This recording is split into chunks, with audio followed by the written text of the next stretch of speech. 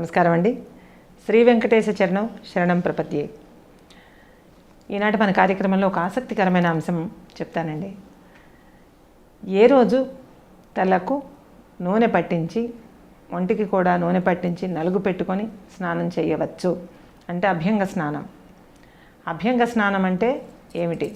అభ్యంగ స్నానం ఏ రోజు చేయవచ్చు, ఏ రోజు చేయరాదు. ఏ రోజు చేయవచ్చు అనేది ముందు చెప్పుకుంటే ఏ రోజు చేయరాదు అనేది తర్వాత ఆటోమేటిక్గా తెలిసిపోతుంది కదండి.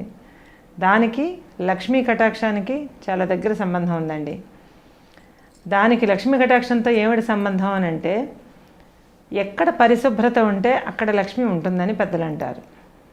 మన పూర్వీకులు కూడా కొన్ని రోజులు అలాగే తలపని చేయించుకోవడానికి అంటే క్షవరం చేయించుకోవడానికి, సెలూన్కి పోవడానికి కొన్ని రోజులు, తలస్నానం చేయడానికి కొన్ని రోజులు, అట్లాగే నూనె రాసుకుని అభ్యంగ స్నానం చేయడానికి కొన్ని రోజులు కేటాయించుకున్నారు. ఎందుకు కేటాయించుకున్నారండి? ఇప్పుడంత ప్రమాదకరమైన డైలీ రొటీన్ లేదు కదా, అప్పుడు చాలా తీరిక ఉండేది.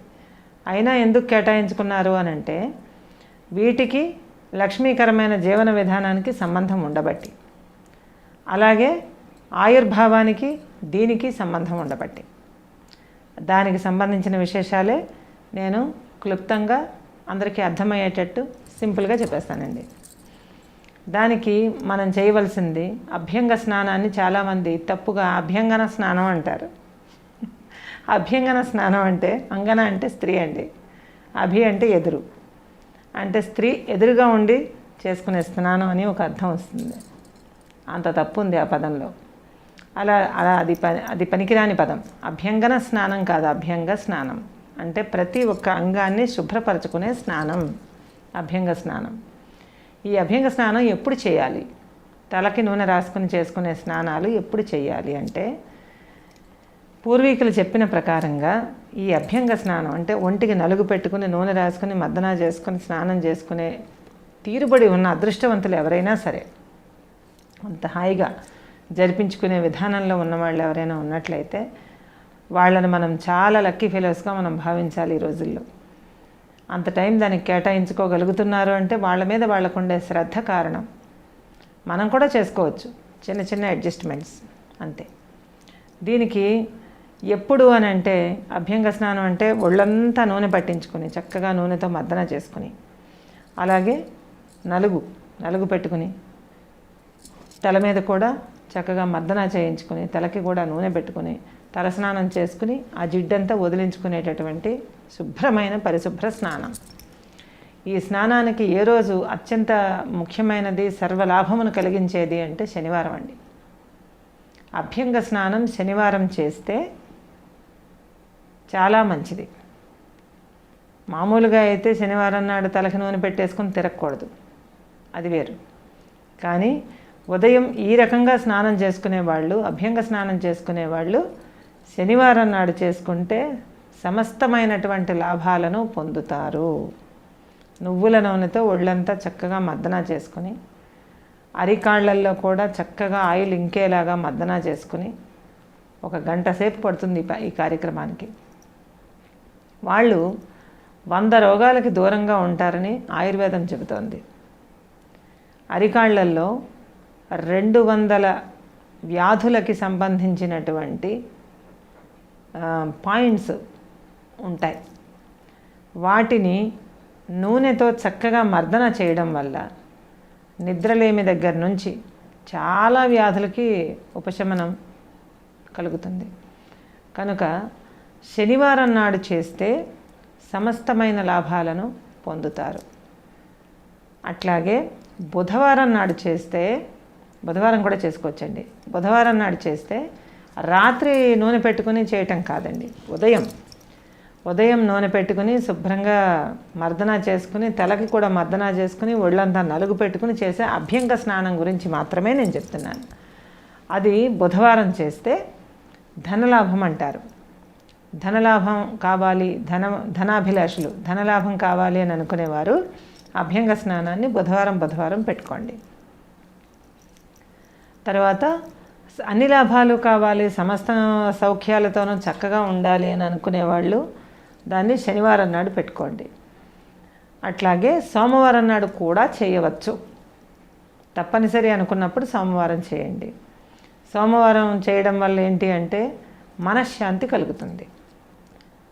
మనశ్శాంతి కరువైన వాళ్ళు ఈ పనిని సోమవారం చేసి శివుడికి ఆలయంలో అభిషేకం చేయించుకోండి, తేడా ఉంటుంది.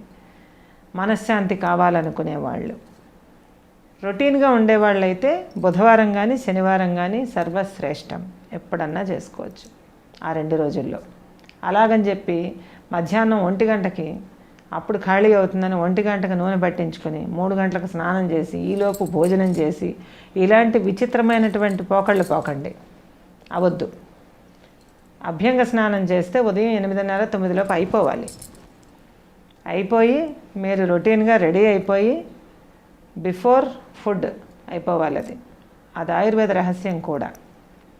ఎందుకంటే చాలామందికి ఒక బ్యాడ్ హ్యాబిట్ ఈ ఆధునిక కాలంలో టిఫిన్ చేసేసి అప్పుడు స్నానం చేస్తారు. టిఫిన్ చేసిన వెంటనే ఇదిగో టిఫిన్ అయిపోయింది కదా ఇప్పుడే స్నానం చేసి వస్తా అని చెప్పి వెళ్తారు. అది చాలా అనారోగ్య హేతు ఆయుర్వేద ప్రకారం. శాస్త్రాలు అవసరం లేదు, ఆయుర్వేద ప్రకారం.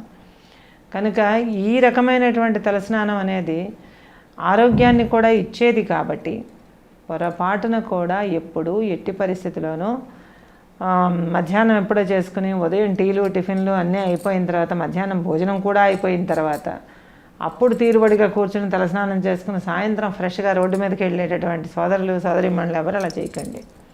దానివల్ల చాలా ఇబ్బందికరమైన అనారోగ్యాలు అతి త్వరలో వస్తాయి, దాపురిస్తాయి. అంచేత అవి చేయకండి. ఇది ఆరోగ్యానికి సంబంధించిన విషయం కాబట్టి జాగ్రత్త. తరువాత శాస్త్ర ప్రకారంగా అస్సలు చేసుకోకూడని రోజులు కూడా 2 ఉన్నాయండి. అది ఏంటంటే, ఒకటి మంగళవారం. మంగళవారం చేసుకుంటే ఆయు క్షీణం అవుతుంది, ఆయువు క్షీణిస్తుంది మంగళవారం చేసుకుంటే. మంగళవారం ఈ విధంగా చేయడం దేనికి అంటే జ్యోతిష్య శాస్త్రం ప్రకారం కూడా మంగళవారం కుజుడికి సంబంధించినటువంటి రోజు. అలాగే ఈ తైలాన్ని మర్దన చేసుకుని ఒళ్ళంతా పట్టించుకుని నలుగు పెట్టించుకుని ఇదంతా వదిలించుకోవడం అనేది శనికి సంబంధించినటువంటి ప్రక్రియ. అంటే జ్యోతిష్య శాస్త్ర ప్రకారం మాత్రమే నేను చెబుతున్నాను. కనుక ఈ రెండింటినీ కలపడం అనేది భూకంపానికి కారణం. శని కుజుల కలయిక ఎప్పుడు కూడా చాలా తీవ్ర పరిణామాలు వస్తాయి. అందువల్ల పూర్వీకులు ముందే నిర్ణయించారు, ఈ అభ్యంగ స్నానాలకి వాటికి మంగళవారం చేసుకుంటే ఆయువు క్షీణిస్తుంది, అందువల్ల మంచిది కాదు. ఇంకొక రోజు ఏమిటంటే గురువారం. గురువారం ఈ పని చేయడం వల్ల ధనహీనత్వం కలుగుతుంది, డబ్బులు నిలబడవు. తలస్నానం చేసుకునేది గురువారం చేసుకుంటే ధనం నిలవదు. కావాలంటే ఒక 7 వారాల పాటు చేసుకుని చూసుకోండి, తేడా మీకే తెలుస్తుంది. ధనం నిలబడదు.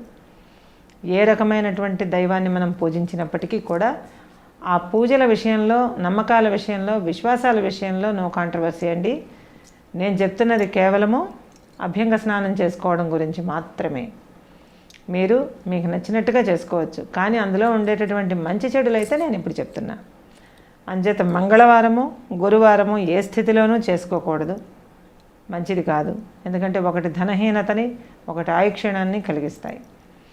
తర్వాత బుధవారము శనివారము ఒకటి ధనలాభాన్ని, ఒకటి సమస్త సౌఖ్యాలని కలిగిస్తాయి. కనుక ఆ 2 రోజుల్లో చేసుకోవచ్చు. అయితే ఒకటి సోమవారం చేసుకుంటే శాంతి కలుగుతుంది కనుక చేసుకోవచ్చు. ఇంకా మిగిలింది శుక్రవారం. శుక్రవారం చేసుకుంటే సుఖహీనత దాపురిస్తుంది, సుఖం ఉండదు. అది ధన సుఖం కావచ్చు, శరీర సుఖం కావచ్చు, కళత్ర సుఖం కావచ్చు, ఇంకేదన్నా కావచ్చు. కనుక ఎవరైనా కానీ సుఖపడాలనే కోరుకుంటారు కనుక శుక్రవారం కూడా చేసుకోవద్దండి. అయితే ఇక మిగిలింది ఆదివారం. ఆదివారం నాడు కనుక ఈ రకమైన అభ్యంగ స్నానం చేసినట్లయితే ఆదివారం నాడు సంతాప కారణం అవుతుంది. వాళ్ళు ఆ రోజు ఏడవకుండా ఉండలేరు, అటువంటి ఇబ్బందులు ఏర్పడతాయి.